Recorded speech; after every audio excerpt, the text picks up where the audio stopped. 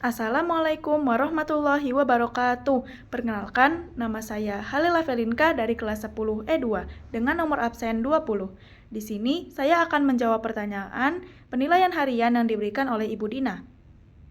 1. Pengertian ilmu ekonomi dan mengapa ilmu ini penting untuk dipelajari.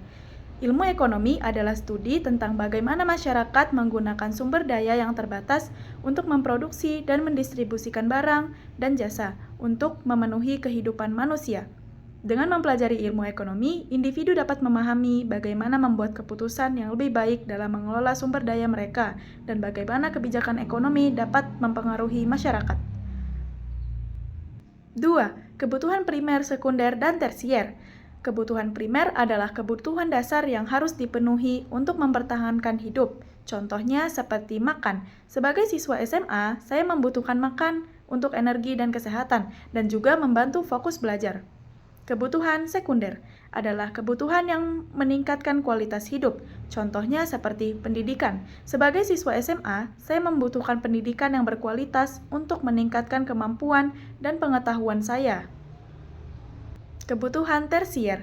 Kebutuhan tersier adalah kebutuhan yang tidak esensial, tetapi dapat meningkatkan kepuasan dan kenikmatan hidup. Contohnya seperti liburan. Sebagai siswa SMA, saya mungkin ingin liburan ke tempat yang indah untuk kepuasan diri saya.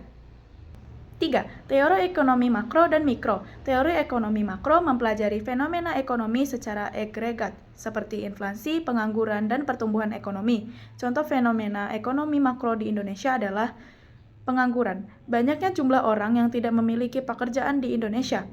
Teori ekonomi mikro mempelajari perilaku individu dan perusahaan dalam membuat keputusan ekonomi, seperti harga dan kuantitas barang. Contoh fenomena ekonomi mikro di Indonesia adalah harga barang.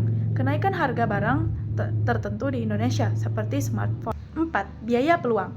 Biaya peluang adalah biaya yang timbul ketika kita memilih satu opsi dan meninggalkan opsi lainnya. Contohnya, biaya peluang sebagai siswa SMA adalah jika saya memilih untuk pergi ke bioskop, biaya peluangnya adalah waktu dan uang yang saya bisa gunakan untuk belajar atau mengerjakan tugas. 5. Tindakan rasional dan irasional. Tindakan rasional adalah tindakan yang didasarkan pada pertimbangan yang logis dan rasional. Seperti contohnya, saya memilih untuk belajar untuk ujian karena saya ingin mendapatkan nilai yang baik. 2. Tindakan irasional adalah tindakan yang tidak didasarkan pada pertimbangan yang logis dan rasional. Seperti contohnya, saya memilih untuk menghabiskan uang untuk hiburan karena saya tidak mempertimbangkan kebutuhan lainnya.